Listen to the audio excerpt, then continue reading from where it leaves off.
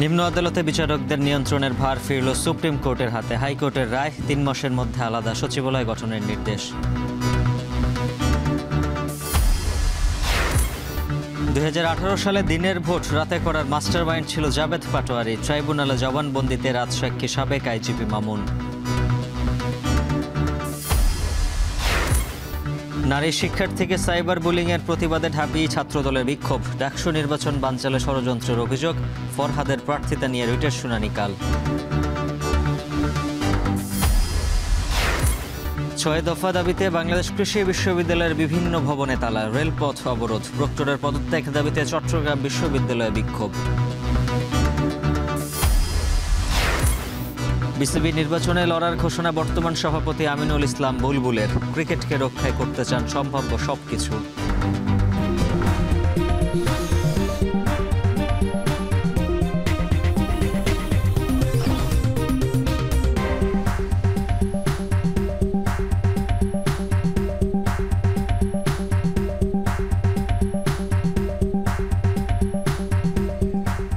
স্বাগত। এখন বিকেলে সঙ্গে আছে মুজ্জুল হাফিজ।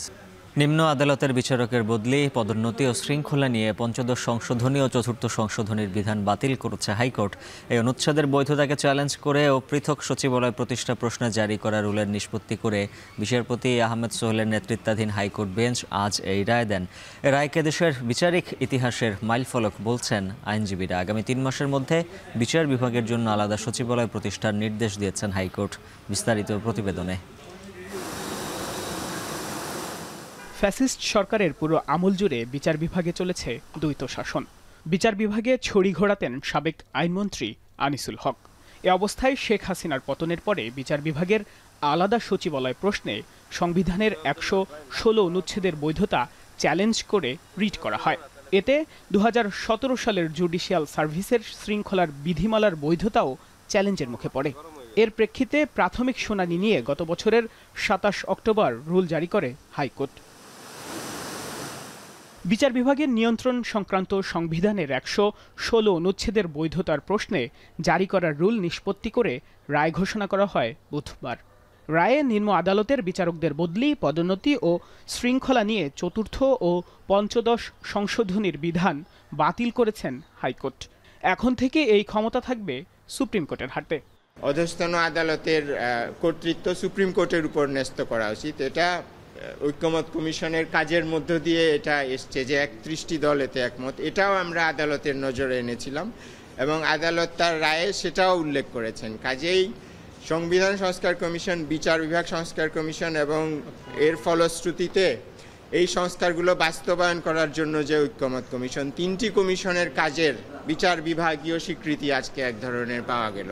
হাইকোর্ট রায়ে আরও বলেন, ৭২ প্রবর্তিত সংবিধানের ১১৬ অনুচ্ছেদে ফেরত না গেলে কোনোভাবেই স্বাধীন হবে না দেশের বিচার বিভাগ। এই রায়ে ১৯৭২ সালে বিচার বিভাগের হাতে যে ক্ষমতা ছিল তা ফেরত আসলো। এতে নির্বাহী বিভাগের হস্তক্ষেপের আর কোনো সুযোগ থাকলো না বলে জানান রিটকারী আইনজীবী। এই রায়ের মাধ্যমে নির্বাহী বিভাগের করায়ত্ত এবং রাজনৈতিক প্রভাব থেকে আমাদের অধস্তন বিচার বিভাগ মুক্তি পেল। একই সাথে আমাদের বিচার বিভাগের অধস্তন অফিসাররা তারা তাদের আত্মমর্যাদা এবং সম্মান ফিরে পেল। যে অধস্তন আদালতের বিচারকদের শৃঙ্খলা, বদলি, ছুটি সবকিছু ন্যস্ত থাকবে সুপ্রিম কোর্টের উপরে, মাঝখানে চলে গিয়েছিল রাষ্ট্রপতির উপরে। আজকের এই রায়ের মাধ্যমে পুনরায় সুপ্রিম কোর্টের উপর ন্যস্ত করা হলো। এ রায়কে ঐতিহাসিক উল্লেখ করে আইনজীবীরা বলেন, বিচার বিভাগ নিয়ন্ত্রণের ক্ষমতা সুপ্রিম কোর্টের হাতেই থাকা উচিত। এই দাবির পক্ষে শক্ত অবস্থান নেবার কারণে বিগত ফ্যাসিস্ট সরকার পদত্যাগে বাধ্য করে দেশ ছাড়া করে সাবেক প্রধান বিচারপতি এস.কে. সিনহাকে।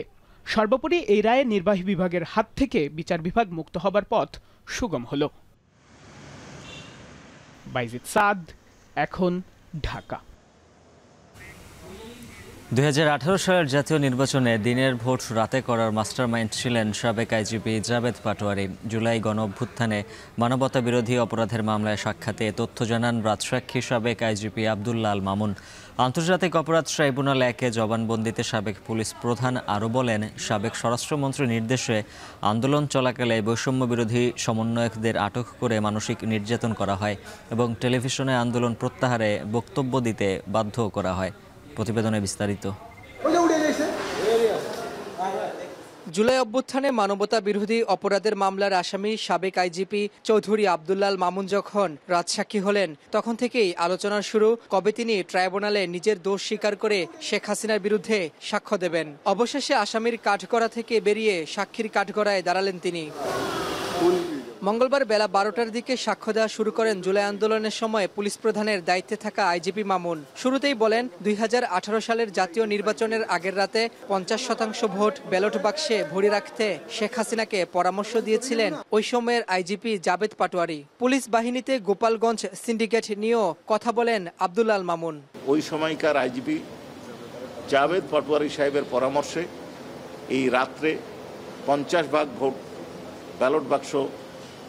ব্যালট বাক্সে সিল মেরে ব্যালট ভরে দেওয়ার সিদ্ধান্তটা নিয়েছিলেন তৎকালীন সরকার, যা বাস্তবায়নের দায়িত্ব দেওয়া হয়েছিল তৎকালীন সংশ্লিষ্ট এলাকার DC, SP, OC, AC land, UNO এবং সংশ্লিষ্ট রাজনৈতিক নেতৃবৃন্দ। সাবেক আইজিপি ট্রাইব্যুনালে আরো বলেন, আন্দোলন দমনে মারণাস্ত্র ব্যবহার, হেলিকপ্টার থেকে গুলি ও ব্লক রেডের সিদ্ধান্ত হয় রাজনৈতিকভাবে। জানান, লেথাল উইপেন ব্যবহারের নির্দেশনা এসেছিল শেখ হাসিনার কাছ থেকে। আর সাবেক ডিএমপি কমিশনার হাবিবুর রহমান ও ডিবি প্রধান হারুন ছিলেন মারণাস্ত্র ব্যবহারে অতি উৎসাহী। এবং ওনার অধীনস্থ বেশ কিছু পুলিশ অফিসার, তার মধ্যে বেশ কয়েকজনের নাম উনি বলেছেন, ঢাকা ডিএমপির বেশ কয়েকজনের ওসির নাম উনি বলেছেন, যারা সরাসরি তৎকালীন স্বরাষ্ট্রমন্ত্রী ইভেন প্রধানমন্ত্রীর সাথে সরাসরি যোগাযোগ করতেন, তাদের কাছ থেকে নির্দেশনা নিতেন। যার কারণে আইজিপি হয়েও, র্যাব প্রধান হয়েও, ঢাকা রেঞ্জের ডিআইজি হয়েও উনি ওনার সাবঅর্ডিনেটদেরকে কন্ট্রোল করতে পারতেন না। সাবেক আইজিপি মামুন জবানবন্দিতে আরো বলেন, র্যাব 1-এ টিএফআই নামে গোপন বন্দিশালা ছিল। ভিন্ন মতের ও সরকারের জন্য হুমকি এমন ব্যক্তিদের ধরে আনা হতো এখানে। এ ব্যাপারে নির্দেশনা আসত প্রধানমন্ত্রীর দপ্তর থেকে। কখনো কখনো নির্দেশনা দিতেন প্রধানমন্ত্রীর সাবেক সচিব তারেক সিদ্দিকীও। আর আয়নাঘরে আটক ও ক্রসফায়ারে হত্যার মতো কাজগুলো করতেন র্যাবের এডিসি অপারেশন ও গোয়েন্দা বিভাগের পরিচালক। প্রধানমন্ত্রীর দপ্তর থেকে তাকে দেওয়া হতো এবং এইটা র্যাবের বিভিন্ন পর্যায়ের অফিসাররা পালন করতেন। অ্যাপস এবং এবং ডিজি ইন্ট ইনারা পালন করতেন। এর আগে চলতি বছরের 24শে মার্চ মেট্রোপলিটন ম্যাজিস্ট্রেট আদালতে স্বীকারোক্তিমূলক জবানবন্দি দেন চৌধুরী আব্দুল্লাহ আল মামুন। তিনি জানান, স্বেচ্ছায় আসামি থেকে রাজসাক্ষী হয়ে সত্য উন্মোচন করতে চান তিনি। এর আগে শেখ হাসিনা ও আসাদুজ্জামান খান কামালের বিরুদ্ধে জুলাই আন্দোলনে আহত শহীদ পরিবারের সদস্য, চিকিৎসক সহ 35 জন সাক্ষ্য দিয়েছেন। এ মাসেই এ মামলার সাক্ষ্য গ্রহণ শেষ হওয়ার প্রত্যাশা জানান প্রসিকিউশন টিম। রাব্বি হোসেন, এখন, ঢাকা। জুলাই আগস্টের বিচারকে সর্বোচ্চ গুরুত্ব দিচ্ছে সরকার। বিচারের গতিও সন্তোষজনক বলে জানিয়েছেন আইন উপদেষ্টা আসিফ নজরুল। সকালে আন্তর্জাতিক অপরাধ ট্রাইব্যুনাল 2-এর মূল ভবনের সংস্কার কাজ পরিদর্শনে এসে আইন উপদেষ্টা বলেন, সংস্কার শেষে দ্বিতীয় ট্রাইব্যুনালের মূল ভবনে জুলাই আগস্টের বিচার কার্যক্রম দ্রুতই শুরু হবে। প্রয়োজনে তৃতীয় ট্রাইব্যুনাল গঠন করা হবে। মঙ্গলবার আইন উপদেষ্টার সাথে ট্রাইব্যুনাল পরিদর্শনে আসেন শিল্প উপদেষ্টা আদিলুর রহমান খান, অ্যাটর্নি জেনারেল মোহাম্মদ আসাদুজ্জামান। উপদেষ্টাদের সংস্কার কাজ ঘুরে দেখান চিফ প্রসিকিউটর তাজুল ইসলাম সহ ট্রাইব্যুনালের প্রসিকিউটররা।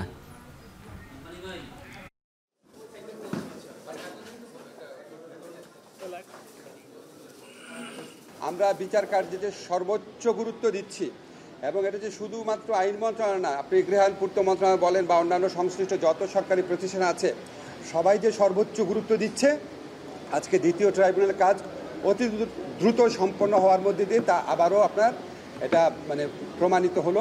তো আমরা এমনকি এটাও চিন্তা করছি, আমরা এখন 3 সেটটা খালি হয়ে গেলে আমরা আন্তর্জাতিক অপরাধ আদালত 3ও করতে পারি।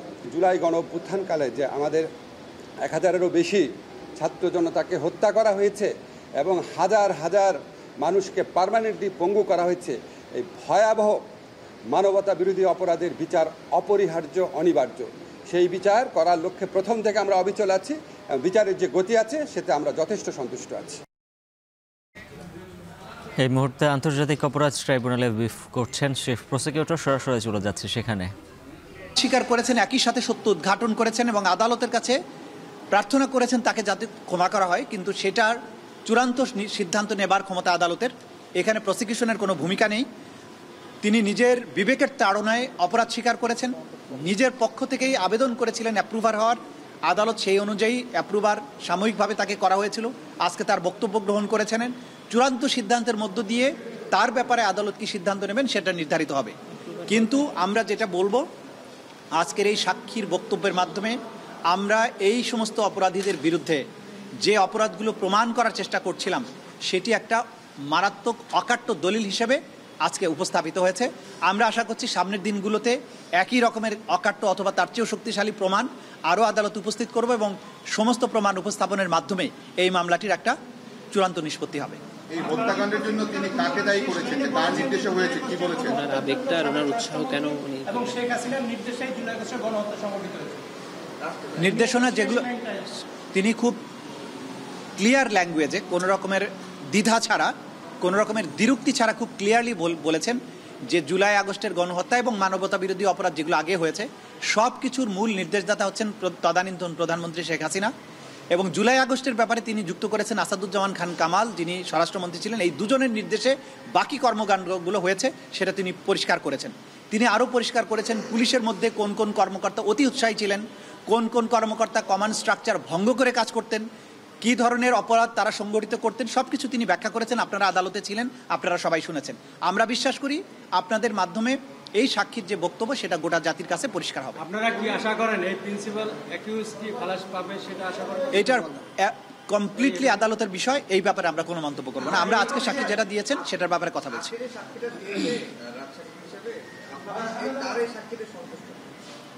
আমরা সন্তুষ্ট অসন্তুষ্ট কোনো কিছুই বলবো না।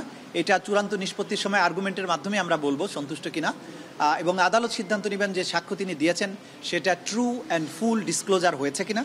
সুতরাং এই স্টেজে জাস্ট কি বলেছেন সেটাই আপনাদেরকে বলতে পারবো, এর উপরে কমেন্ট করার সময় এখনো আসেনি। উনি কয়েকটা মিটিং এ ছিলেন, মানে কোর মিটিং এ। জি, পুলিশের আইজি ছিলেন, র্যাবের ডিজি ছিলেন, উনি ডিআইজি ছিলেন। এই যে পদগুলো উনি ব্যবহার করেছেন এবং রাষ্ট্রীয় যে একটা বড় বাহিনীর উনি প্রধান ছিলেন, সেই সময়ে যে সমস্ত গত 15 বছরে তো অনেক অপরাধ হয়েছে, তো বাহিনীর প্রধান হিসেবে শুধু একটি সাক্ষী দেওয়ার কারণে কি তার আগের সব দায়বদ্ধতা চলে যাবে? এটা আদালত নির্ধারণ করবেন, এটা আদালত নির্ধারণ করবেন। কারণ হচ্ছে আমরা যে মামলাটার এখানে বিচার্য আজকে সেটা হচ্ছে জুলাই আগস্টে যে সংগঠিত মানবতা বিরোধী অপরাধ সেই চ্যাপ্টারটুকু। এর বাইরে গুম এবং এক্সট্রা জুডিশিয়াল কিলিং গত 15 বছরে যা কিছু আছে সেগুলোর কিন্তু আলাদা আবার বিচার আছে। সুতরাং উনি যে মামলায় সাক্ষী দিচ্ছেন সেই মামলার ব্যাপারে যতটুকু বক্তব্য সেটাই আদালত গ্রহণ করবেন এবং সেই অনুযায়ী নির্ধারণ করবেন যে তার ব্যাপারে আদালত কি দৃষ্টিভঙ্গি গ্রহণ করবেন। এটা কমপ্লিটলি আদালতের বিষয়। মনোজি প্রেসিডেন্ট, উনি কোর কমিটির মিটিং হতো স্বরাষ্ট্রমন্ত্রীর বাসায়, সেখানে উপস্থিত থাকতেন।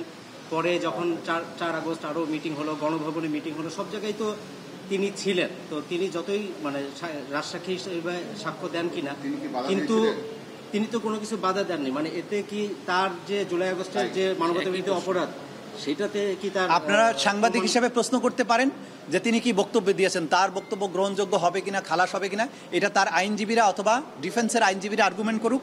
এটা আদালত নির্ধারণ করবেন তার দায় আছে কিনা, সেই দায়ের কারণে ক্ষমা পাবেন কিনা, কতটুকু শাস্তি দেওয়া হবে। এটা আমাদের এই পর্যায়ে বলার বিষয় নয়, এটা কমপ্লিটলি আদালতের বিষয়।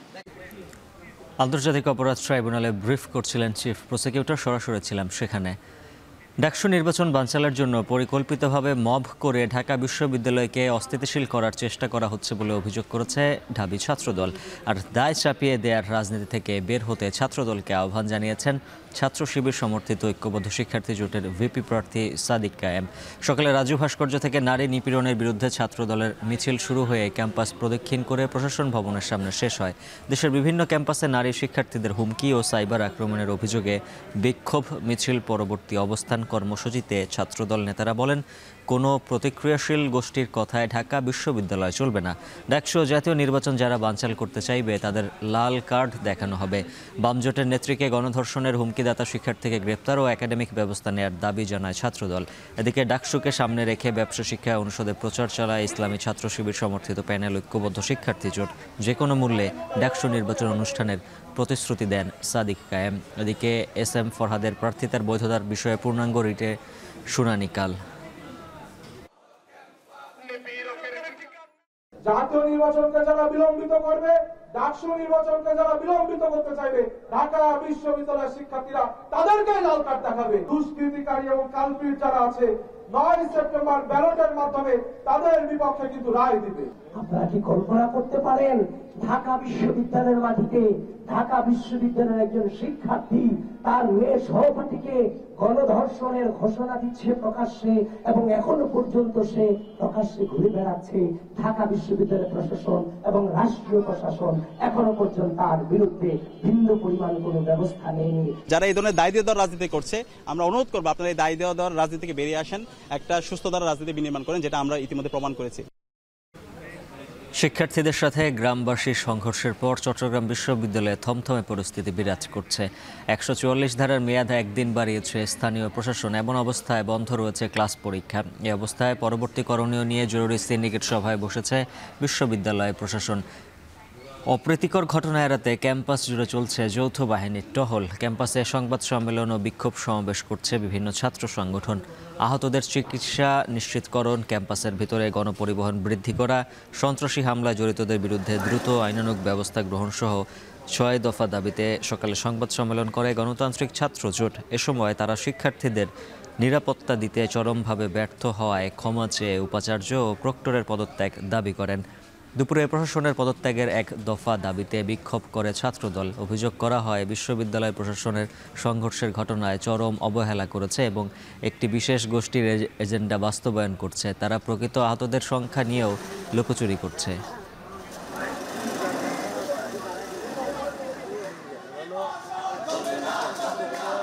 কম্বাইন্ড ডিগ্রি প্রদান সহ 6 দফা দাবি আদায়ে বাংলাদেশ কৃষি বিশ্ববিদ্যালয়ের ভেতরে জব্বারের মোড় এলাকায় রেলপথ অবরোধ করেছে বিশ্ববিদ্যালয়ের শিক্ষার্থীরা। এতে ঢাকা ময়মনসিংহ রুটে ট্রেন চলাচল বন্ধ রয়েছে। বিস্তারিত জানাতে যুক্ত আছেন ইমতিয়াজ আহমেদ। ইমতিয়াজ, জানাবেন দাবি আদায়ে শিক্ষার্থীদের 24 ঘন্টার আলটিমেটাম কখন শেষ হচ্ছে, আর রেলপথ অবরোধ ছাড়া তাদের আর কোনো কর্মসূচি রয়েছে কিনা?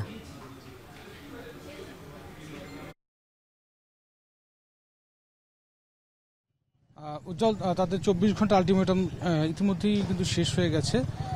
কোনো ফলপ্রসূ কিছু তারা কোনো আপডেট পায়নি। আমরা সকাল 12টার থেকে কিন্তু কম্বাইন্ড ডিগ্রি সহ 6 দফা দাবিতে বাংলাদেশ কৃষি বিশ্ববিদ্যালয়ের যারা শিক্ষার্থী রয়েছেন তারা জব্বারের মোড় এলাকার রেলপথ অবরোধ করেন এবং এখন প্রায় 4.5 ঘন্টা হতে চলল। ঢাকা ময়মনসিংহ রুটের সম্পূর্ণ ট্রেন চলাচল কিন্তু বন্ধ হয়ে যায় এবং আমরা যা দেখছি যে আসলে এই যে যতই আসলে বেলা গড়াচ্ছে বা দিন গড়াচ্ছে, এই সমস্যার সংকট বা নিরসনে কিন্তু কোনো উদ্যোগ আমরা কিন্তু দেখতে পাচ্ছি না। আমরা যতদূর জানতে পেরেছি যে মহুয়া কমিউটার ট্রেনটি ফাতেমানগর, জামালপুর এক্সপ্রেস আউলিয়ানগর, অগ্নিবীণা গফরগাঁও এবং বলাকা কমিউটার যে ট্রেনটি রয়েছে ময়মনসিংহ রেলওয়ে স্টেশনে সেগুলো আটকা রয়েছে এবং শত শত যাত্রীদেরও কিন্তু আসলে দুর্ভোগ পোহাতে হচ্ছে এবং শিক্ষার্থীরা এখনও তাদের দাবিতে অনড় রয়েছে। তারা বলছেন যে যত দ্রুত সম্ভব 6 দফা দাবি মেনে নিয়ে শিক্ষার্থীদের সঙ্গে একটা আলোচনার মধ্য দিয়ে যদি আসলে এই সমস্যাটি যত দ্রুত নিরসন করা যায় এবং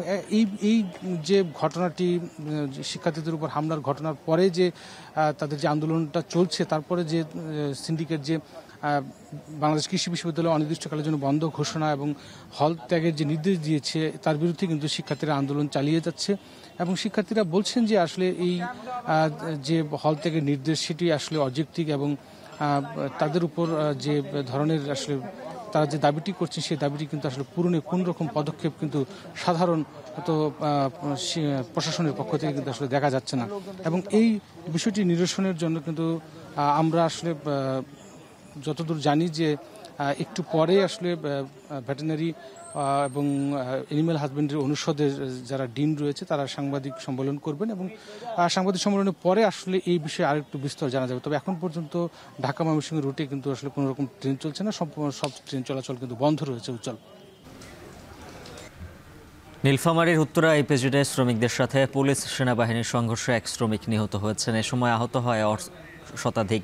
সংঘর্ষের ঘটনায় নীলফামারী সৈয়দপুর সড়কে যান চলাচল বন্ধ রয়েছে। জানা যায় ইপিজেডের এভারগ্রিন কোম্পানির শ্রমিকরা বিভিন্ন দাবিতে গত কয়েকদিন ধরে আন্দোলন করছিল। এরই জেরে সকালে ইপিজেডের মূল গেটে অবস্থান নেয় শ্রমিকরা। এ সময় অন্য কোম্পানির শ্রমিকদের কাজে যোগদানে বাধা দেওয়া হয়। আইনশৃঙ্খলা বাহিনী পরিস্থিতি নিয়ন্ত্রণের চেষ্টা করলে সংঘর্ষ বাধে। এতে আইনশৃঙ্খলা বাহিনীর গুলিতে হাবিব নামে এক শ্রমিক গুলিবিদ্ধ হন। পরে হাসপাতালে নেওয়া হলে চিকিৎসকরা তাকে মৃত ঘোষণা করেন। নিহত হাবিব ইকো পলিথিন কোম্পানিতে চাকরি করতেন। রাতের ডিউটি শেষে সকালে বাড়ি ফেরার পথে গুলিবিদ্ধ হয় সে। শ্রমিক নিহতের ঘটনায় অসন্তোষ আরও বেড়ে যায়। ইপিজেডের নিয়ন্ত্রণ নিতে সেনাবাহিনীর সদস্যরা শ্রমিকদের ছত্রভঙ্গ করে দেয়।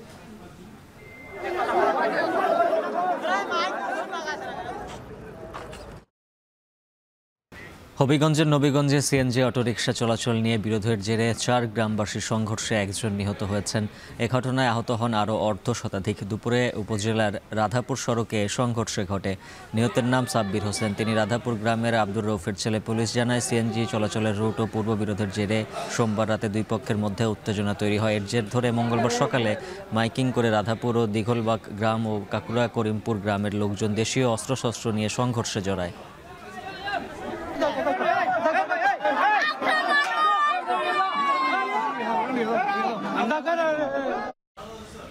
কক্সবাজার শহরের বাঘখালী নদীর তীর দখলমুক্ত করতে টানা দ্বিতীয় দিনের অভিযানে 50 থেকে 60 একর জমি অবৈধ স্থাপনা গুড়িয়ে দিয়েছে বিআইডব্লিউটিএ। জব্দ করা হয়েছে বিপুল পরিমাণ পাথর। অভিযানের সময় তাৎক্ষণিক উত্তেজনা ছড়িয়ে পড়ে। দখলদারদের ছোড়া ইটের টুকরায় আহত হন এক পুলিশ সদস্য। মন্তব্যের প্রতিবেদন ছবি তুলেছেন মোহাম্মদ রাসেল। কক্সবাজার শহরের বাঘখালী নদীর তীর দখলমুক্ত করতে একে একে গুড়িয়ে দেওয়া হয় অবৈধ স্থাপনা। অভিযানের শুরুতেই বাধার মুখে পড়ে বিআইডব্লিউটিএ ও আইনশৃঙ্খলা বাহিনী। দখলদারদের ছোড়া ইটপাটকেলের আঘাতে আহত হন এক পুলিশ সদস্য। স্থানীয় প্রভাবশালী এক ঠিকাদারের দখলে থাকা 50 থেকে 60 একর জমি উচ্ছেদে গেলে উত্তেজনা ছড়িয়ে পড়ে। নির্মাণ কাজে ব্যবহৃত গাড়ি দিয়ে পথ আটকে দেওয়া হয়। এমনকি প্রবেশপথে তালাও লাগানো হয়। পরে তালা ভেঙে ভেতরে ঢুকে পুলিশ ও প্রশাসন। আটক করা হয় 3 জনকে। জব্দ করা হয় বিপুল পরিমাণ পাথর। আরএস মূলে ওনারা দখল উচ্ছেদ করতেছে, কিন্তু আরএস মূলে এখানে কোনো আরএস এর নদীর জায়গা কোনো খালি ছিল না। ইভেন আপনারা যদি ট্রেস ম্যাপগুলো দেখেন, আরএস বিএচ এই জিনিসগুলো যদি দেখেন আপনারা আরো স্পষ্ট হবেন, কিন্তু ওনারা কোনোভাবে আমাদের জায়গার কাগজগুলো দেখতে চাচ্ছে না। আমরা নিয়োগপ্রাপ্ত 4 জন ম্যাজিস্ট্রেট আছি, তাদের তত্ত্বাবধানে এই অভিযানটা পরিচালনা করা হয়েছে। অভিযানটা কোন রুটে হবে এটা মূলত বিআইডব্লিউটি নির্ধারণ করছে। গতকালকে আমরা একটা সাইডে করেছি, আজকে আরেকটা সাইডে করব। অভিযান আরো 2 দিন চলবে, তো এটা রুটটা বিআইডব্লিউটি ঠিক করে নেবে। বিআইডব্লিউটিএ জানায় উচ্ছেদ হওয়া জায়গার ওপর দিয়েই নির্মাণ করা হয় 595 মিটারের একটি বক্স গার্ডার সেতু। ওনার লোকজন কিছু ধাক্কাধাক্কিও করেছে আমাদেরকে। তো সব মিলে আমরা শেষ পর্যন্ত আইন শৃঙ্খলা বাহিনীর সহযোগিতায় আমাদের বিআইডব্লিউটি এর সমস্ত কর্মকর্তাগণ একেবারেই নির্ভীক ছিল। এখানে দেখা যাচ্ছে যে কিছু পাথর, তারপরে এই সমস্ত উনি অনেক বৃক্ষরোপণ করেছেন। বাট এখানে অ্যাকচুয়ালি আমরা এই বৃক্ষ দিয়ে একটা ঢাল তৈরি করার চেষ্টা করছেন। মূলত হাইকোর্টের নির্দেশে 4 মাসের মধ্যে বাঘখালী নদীর তীর দখলমুক্ত করার প্রেক্ষিতে সোমবার থেকে অভিযান শুরু করে বিআইডব্লিউটিএ। অভিযান চলবে আগামী 5 সেপ্টেম্বর পর্যন্ত। এখন কক্সবাজার। পতিত সরকারের আমলে ব্যাংকগুলো লুট করে খালি করে ফেলা হয়েছে বলে মন্তব্য করেছেন বিএনপির সিনিয়র যুগ্ম মহাসচিব রুহুল কবির রিজভী। জাতীয় প্রেস ক্লাব মিলনায়তনে বিএনপির ভারপ্রাপ্ত চেয়ারম্যান তারেক রহমানের 18তম কারামুক্তি দিবস উপলক্ষে উত্তরাঞ্চল ছাত্র ফোরামের আলোচনায় একথা বলেন তিনি। রিজভী বলেন, শেখ হাসিনাকে দিয়ে যেভাবে ইচ্ছে সেভাবেই বাংলাদেশকে চালানো যাবে বলেই তারেক রহমানের বিরুদ্ধে ষড়যন্ত্র করা হয়েছিল। তিনি বলেন, শেখ হাসিনার ফ্যাসিবাদ প্রতিষ্ঠায় যারা সবচেয়ে বেশি ভূমিকা পালন করেছে তারা হলো জাতীয় পার্টি। জানান, বিএনপি নির্যাতন নিপীড়নে বিশ্বাসী নয়। যারা ফ্যাসিবাদকে সমর্থন দিয়েছে তাদের বিচার এদেশের মানুষ দেখতে চায়। বলেন, পতিত সরকারের আমলে ব্যাংক লুটেরা শেখ হাসিনাকে দিয়ে আবার নতুন ষড়যন্ত্রে মেতেছে।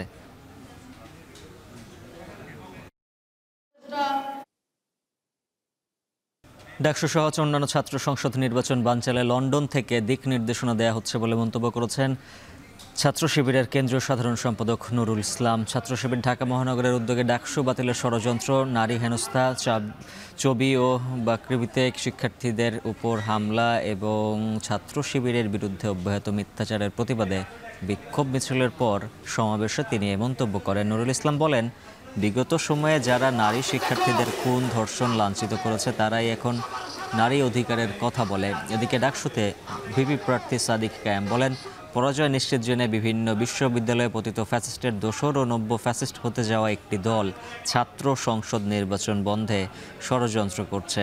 নারী নিয়ে এক শিক্ষার্থীর মন্তব্যের দায় ছাত্র শিবিরের উপর দিয়ে দায় মুক্তির চেষ্টা চলছে বলেও অভিযোগ করেন তিনি।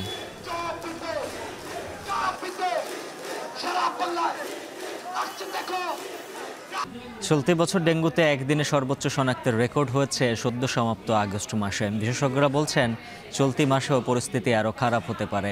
পরিস্থিতি মোকাবিলায় সিটি কর্পোরেশন সহ সংশ্লিষ্ট সব দপ্তরকে একযোগে কাজ করার তাগিদ দিচ্ছেন বিশেষজ্ঞরা। শম্পা বিশ্বাসের প্রতিবেদনে বিস্তারিত। চলতি বছরের জুলাই এবং আগস্টে ডেঙ্গু বেড়েছে সমানতালে, আর তখনই বিশেষজ্ঞরা সতর্ক করেছিলেন এবার সেপ্টেম্বর মাসের শুরুতে বাড়তে পারে ডেঙ্গু আক্রান্তের হার। সেই প্রতিফলনই যেন আগস্টের শেষ দিনে। চলতি বছর একদিনে রেকর্ড 568 জন শনাক্ত হয় গত 31 আগস্ট। এদিন মৃত্যু হয় 4 জনের। বরাবরই বিশেষজ্ঞরা বলেছেন, ডেঙ্গু প্রতিরোধে আরও জোরালো ভূমিকা নিতে হবে সিটি কর্পোরেশনকে, না হলে মারাত্মক হতে পারে ডেঙ্গু পরিস্থিতি। ডেঙ্গু নিয়ন্ত্রণে সব দপ্তরকে একসঙ্গে কাজ করার পরামর্শ তাদের। আমাদের প্রাথমিক এবং মাধ্যমিক পর্যায়ের কোনো হাসপাতাল, স্বাস্থ্যকেন্দ্র চিহ্নিত করা নেই। সব বড় বড় হাসপাতালে, গ্রামাঞ্চলে আছে প্রাথমিক স্বাস্থ্যসেবা কেন্দ্র, কমিউনিটি ক্লিনিক, ইউনিয়ন স্বাস্থ্যকেন্দ্র। দ্বিতীয় মাধ্যমিক পর্যায়ের আছে, বা ওটা প্রাথমিকও বলতে পারে, উপজেলা হেলথ কমপ্লেক্স, জেলা হাসপাতাল আছে, আর অধিকাংশ জায়গায় মেডিকেল কলেজ হাসপাতাল আছে। তাহলে এটা ওখানে যদি আপনি রোগীর আস্থা পায়, সেখানে চিকিৎসা করতে ব্যবস্থা থাকে, তাহলে তো বড় বড় ঢাকা এবং চট্টগ্রামে বড় বড় মেডিকেল কলেজ হাসপাতালে এই রোগীর ভিড়টা হয় না। তবে বারবার বিশেষজ্ঞদের এমন সতর্কবার্তার পরেও টনক নড়েনি সেবা সংস্থাগুলোর। দিন দিন ডেঙ্গু পরিস্থিতি খারাপ হওয়ায় তা প্রমাণ করে। এমন পরিস্থিতিতে এই জনস্বাস্থ্য বিশেষজ্ঞের মত, ডেঙ্গু নিয়ন্ত্রণে দক্ষ স্বেচ্ছাসেবক বাহিনী গড়ে তোলার। পরিচ্ছন্নতা অভিযান করতে হবে। শুধুমাত্র আপনি পানি জমার পাত্র পরিষ্কার না, মানে সার্বিকভাবেই অপরিচ্ছন্ন পরিবেশকে পরিচ্ছন্ন করতে হবে। এই হাজার হাজার স্বেচ্ছাসেবক ছাত্র তরুণদেরকে যদি 3 থেকে 5 দিনের প্রশিক্ষণ দেওয়া হয়, বা একদিনের প্রশিক্ষণ যদি দেন, এই যারা কীটতত্ত্ববিদ, জনস্বাস্থ্যবিদ এবং পরিবেশবিদ, তাহলে তারা চমৎকার কাজ করতে পারবে। চলতি বছরের 31 আগস্ট পর্যন্ত দেশে ডেঙ্গুতে আক্রান্ত হয়েছেন 31,476 জন, আর মৃত্যু হয়েছে 122 জনের। শম্পা বিশ্বাস, এখন, ঢাকা। 5 ব্যাংকে একীভূত করার উদ্যোগে আপত্তি নেই বলে জানিয়েছে ফার্স্ট সিকিউরিটি ইসলামী ব্যাংক। ধারাবাহিক বৈঠকের 3য় দিনে কেন্দ্রীয় ব্যাংকের গভর্নরের সঙ্গে শুনানিতে অংশ নিয়ে একথা জানান ব্যাংকটির চেয়ারম্যান। অন্যদিকে এক্সিম এবং সোশ্যাল সিকিউরিটি ইসলামী ব্যাংক বলছে, একীভূত না করে 1 বছরের সময় দিলে ঘুরে দাঁড়াতে পারবে তারা। দেলোয়ার দোলনের প্রতিবেদনে বিস্তারিত। 5টি শরিয়া ভিত্তিক ব্যাংকের মূলধন ঘাটতি, খেলাপি ঋণ এবং আমানত সংকটের বোঝা সামলাতে না পারায় কেন্দ্রীয় ব্যাংক একীভূতের পরিকল্পনায় ব্যাংকগুলোর সঙ্গে চলছে শেষ পর্যায়ের বৈঠক। এসব ব্যাংকের মূলধন ঘাটতি ও খেলাপি ঋণ 2,86,000 কোটি টাকার বেশি। এ ব্যাংকগুলোর কোনোটির অবস্থা এতটাই নাজুক হয়েছে যে সপ্তাহে 5,000 টাকাও দিতে পারছে না গ্রাহকদের। এমন বাস্তবতায় কেন্দ্রীয় ব্যাংকের গভর্নর এসব ব্যাংকের পরিচালনা পর্ষদের সাথে ধারাবাহিক বৈঠক আহ্বান করেন। আজ অনলাইনে যুক্ত হয়ে বৈঠক করেন ফার্স্ট সিকিউরিটি ইসলামী ব্যাংকের সাথে। এর আগে সোশ্যাল ইসলামী ব্যাংক এবং এক্সিম ব্যাংকের সঙ্গে আয়োজিত বৈঠক স্থগিত হয় গভর্নরের অসুস্থতার কারণে। ব্যাংক দুটি একীভূত হতে আপত্তি জানিয়েছে। বৈঠক শেষে ফার্স্ট সিকিউরিটি ইসলামী ব্যাংকের চেয়ারম্যান জানান, ব্যাংকটি থেকে 38,000 কোটি টাকা নিয়েছে এস আলম। একীভূতকরণে বাংলাদেশ ব্যাংকের দৃষ্টিভঙ্গির সঙ্গে একমত তারা। বাংলাদেশ ব্যাংকের যে অবজারভেশন এবং আমাদের যে অবজারভেশন, সেটা আজকে আমরা একসাথে আলোচনা করেছি, পর্যালোচনা করেছি, দেখেছি যে তাদের সাথে, তাদের দৃষ্টিকোণের সাথে আমাদের দৃষ্টিকোণের কোনো পার্থক্য নাই।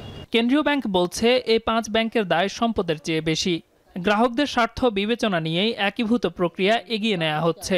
এন্ড অফ আগস্টে 8 মাসে যদি তারা একটা অগ্রগতি বা উত্থান দেখাতে পারত, তবে অবশ্যই বাংলাদেশ ব্যাংক ওই সিদ্ধান্তে বের হয়ে আসতে পারত। কিন্তু কোথাও কিন্তু ভালো কিছু ইন্ডিকেটর দেখতে পাচ্ছি। এদিকে বাংলাদেশ ব্যাংকের সঙ্গে এক বৈঠক শেষে এবিবি চেয়ারম্যান জানান, নতুন উদ্যোক্তাদের অর্থায়নে ভেঞ্চার ক্যাপিটাল গঠন করছে বাংলাদেশ ব্যাংক। 650 কোটি টাকা নিয়ে এ ফান্ড গঠন হচ্ছে। 650 কোটির একটা ফান্ড নিয়ে আমরা যাত্রা শুরু করতে যাচ্ছি। ওভারঅল এটা ফিউচারের দিকে তাকালে বাংলাদেশে কত উদ্যোক্তা আছে তাদের মূলধন নেই, তাদের জন্য এই প্রতিষ্ঠান থেকে ভেঞ্চার ক্যাপিটাল ফার্ম তাদের জন্য ইকুইটি বিনিয়োগকারী হিসাবে ওখানে থাকবে। 5 ব্যাংক একীভূত প্রক্রিয়ার প্রাথমিক ব্যয় ধরা হয়েছে 35,000 কোটি টাকা। একীভূত হলে এ 5 ব্যাংকের নাম হতে পারে ইউনাইটেড ইসলামী ব্যাংক বা আল ফাতাহ ব্যাংক। দেলোয়ার দোলন, এখন, ঢাকা। আসন্ন বিসিবি নির্বাচনে নাটকীয় মোড়। এবার নির্বাচনে প্রতিদ্বন্দ্বিতা করার ঘোষণা দিলেন বর্তমান সভাপতি আমিনুল ইসলাম বুলবুল। এর আগে বিভিন্ন সময়ে স্বল্প মেয়াদে দায়িত্ব নিয়েছেন জানালেও এবার সব সুর পাল্টালেন তিনি। আরিফুল ইসলাম সাহাবের প্রতিবেদন। আমিনুল ইসলাম বুলবুল নামটা দেশের ক্রিকেট ইতিহাসের গর্বিত অংশ। কারণটা সবার জানা। এরপর দেশের ক্রিকেটে বুলবুলের লম্বা বিরতি। আইসিসির গুরুত্বপূর্ণ দায়িত্বে দীর্ঘদিন ভূমিকা রেখেছেন, সফল হয়েছেন, অর্জন করেছেন আইসিসি কর্তাদের আস্থা। বিশ্ব ক্রিকেটে গুরু দায়িত্ব পালন, সম্মান, মর্যাদা সবকিছুই ছিল হাতের নাগালে। তবু কি যেন নেই, কি যেন নেই এর শূন্যতা, হাহাকার। বৈশ্বিক মঞ্চে সফল হলেও দেশের ক্রিকেটে অবদান রাখতে না পারার বেদনায় প্রতিনিয়ত পড়েছেন আমিনুল ইসলাম বুলবুল। একাধিক সাক্ষাৎকারে বিসিবির হয়ে কাজ করার আগ্রহ আকুতি প্রকাশ করলেও অজানা কারণে লম্বা সময় ডাক পড়েনি তার। অবশেষে বিসিবির নেতৃস্থানীয় পর্যায়ে পালাবদল আর ক্রীড়া মন্ত্রণালয়ের হস্তক্ষেপে কয়েক মাস আগে অনেকটা আকস্মিকভাবেই বিসিবির সভাপতির দায়িত্ব দেওয়া হয় আমিনুল ইসলাম বুলবুলকে। কিন্তু দায়িত্ব নেয়ার পর নিজের প্রথম সংবাদ সম্মেলনে বুলবুল বলেছিলেন তিনি এসেছেন টি-20 খেলার জন্য। অক্টোবরের প্রথম সপ্তাহে আমরা ইনশাআল্লাহ ইলেকশন করব এবং প্রপার ইলেকশনই করব। এখানে সভাপতি ইলেকশন হয় না, এখানে ডিরেক্টরের ইলেকশন হয়। সেটা প্রথম লক্ষ্য এবং সেখানে থাকার চেষ্টা করব। পরবর্তী যদি সুযোগ হয় আমি চেষ্টা করব যেভাবেই হোক বাংলাদেশকে সার্ভ করার জন্য। তবে সময়ের পরিক্রমায় পরিস্থিতি পাল্টেছে। সময় গড়ানোর সাথে সাথে বুলবুল বিসিবির যাবতীয় সমস্যার গভীরে ঢুকেছেন, চাক্ষুষ করেছেন নানান প্রতিবন্ধকতা। বিসিবিতে পালাবদলের হাওয়া বইছে। আসন্ন নির্বাচন নিয়েও সরগরম বিসিবি, কিন্তু নির্বাচন নিয়ে বরাবরই অনাগ্রহ দেখিয়েছেন বুলবুল। তবে যেই দেশের ক্রিকেট তাকে তারকা খ্যাতি দিয়েছে, যার জন্য তিনি আইসিসির দায়িত্ব ছেড়ে দেশে ফিরেছেন, শেষ পর্যন্ত সেখান থেকে আর দূরে সরতে পারলেন না। ঘোষণা দিলেন বিসিবি নির্বাচনে অংশ নেয়ার। বিসিবি নির্বাচন নিয়ে হইচই বেড়েছে ক্রিকেট পাড়ায়। তবে কদিন আগেও বিসিবি নির্বাচন ছিল বলতে গেলে তারকা শূন্য। তবে কিছুদিন আগে তামিম ইকবালের ঘোষণার পর আমিনুল ইসলাম বুলবুলও নির্বাচন করার ঘোষণা দেয় এবার বোর্ডের পরিচালনা কমিটির নির্বাচন বাক নিল নতুন মোড়ে। ক্রিকেট প্রেমীরা এখন দেশের প্রথম সেঞ্চুরিয়ানের সাথে দেশসেরা ওপেনারের মধুর লড়াই দেখার অপেক্ষায়। নাকি সবাই মিলে কাঁধে কাঁধ মিলিয়ে একসঙ্গে দেশের ক্রিকেটকে এগিয়ে নেবেন, সেই প্রশ্নটা তোলা রইল ভবিষ্যতের জন্য। আরিফুল ইসলাম সাহাব, এখন। শেষ করব এখন বিকেল। তার আগে শিরোনামগুলো জানিয়ে দিচ্ছে আরও একবার। নিম্ন আদালতে বিচারকদের নিয়ন্ত্রণের ভার ফিরল সুপ্রিম কোর্টের হাতে। হাইকোর্টের রায়, 3 মাসের মধ্যে আলাদা সচিবালয় গঠনের নির্দেশ।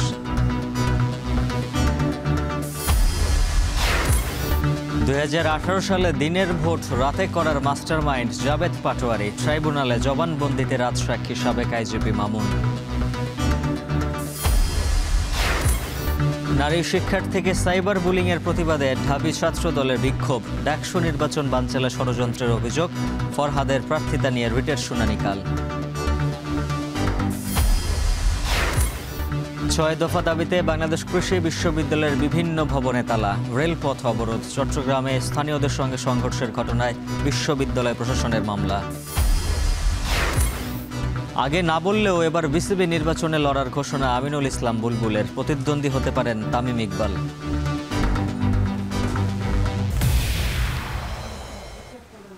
আর এই ছিল এখন বিকেলের আয়োজন। এখন টেলিভিশন ওয়েবসাইটে দেখুন এখন.tv, ফেসবুকে দেখুন facebook.com/tv.এখন, সরাসরি ইউটিউবে দেখতে ভিজিট করুন youtube.com/c/echontv।